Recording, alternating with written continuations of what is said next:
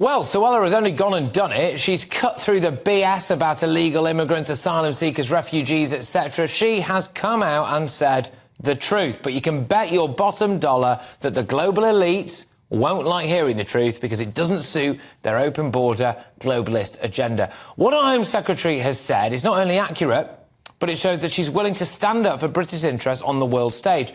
The UN Refugee Convention is far too generous and it is not fit for the modern age. She is calling for it to be changed. There are around, she says, 780 million people who could be classed as refugees. And if they decide to rock up in another country, then that country would probably have to take them.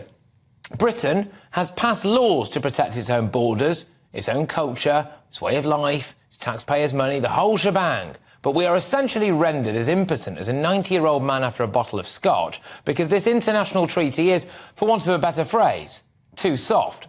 We have to change the definition of a refugee. We have to make it impossible for people to choose their preferred destination, like a hyperactive kid in a travel agent. And we have to act now. That's what she's calling for. The problem is not British law, really. The problem is not what this government wants to do. The problem is the international conventions and rules, and they have to change.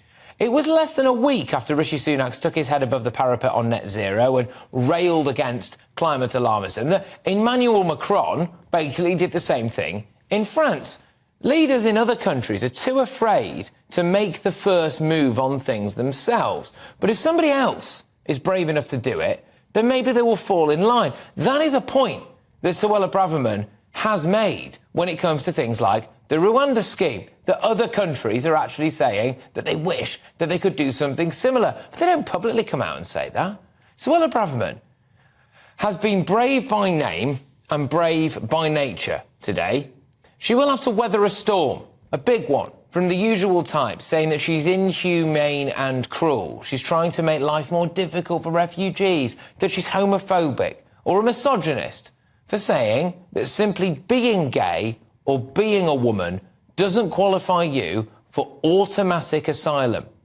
That actually just wanting a better life is not enough to be a refugee or an asylum seeker, even if you can understand why people would want one. But those people who criticise her are wrong, and the Home Secretary is right. Those people are disingenuous and dishonest. They are the kind of people who think the taxpayer should pay for everything. They have no plan to deal with the consequences of their own ideology, like 780 million people moving to Western nations in the coming decades, who don't care for British or European culture, or who are often the people piping up against Suella, making a lot of money out of the migrant crisis. Wishy-washy words like #BeKind are of no practical use when dealing with real-world situations, and those words are often spouted by people who either live in a protected bubble of financial security or who simply do not understand what life is like for ordinary Brits. What Suella Braverman has done today in that speech in Washington is to be honest and to reflect the views of the majority of people. Watch now as the liberal media clatters into her. Watch now as the woke backlash fires up.